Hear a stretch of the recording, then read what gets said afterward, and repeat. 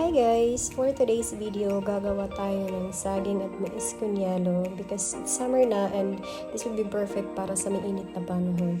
So first thing, binalatan ko yung mais.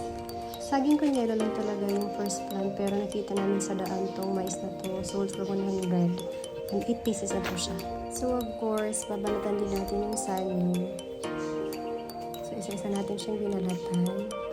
And kung naghahanap kayo ng something refreshing na low budget, because pag magawa kayo ng halo-halo, syempre maraming sangkap. So, mais kunyelo and saging kunyelo would be very low budget for everyone. So, dito, sinain ko na yung mais. And then, magluto muna tayo ng bilad for lunch.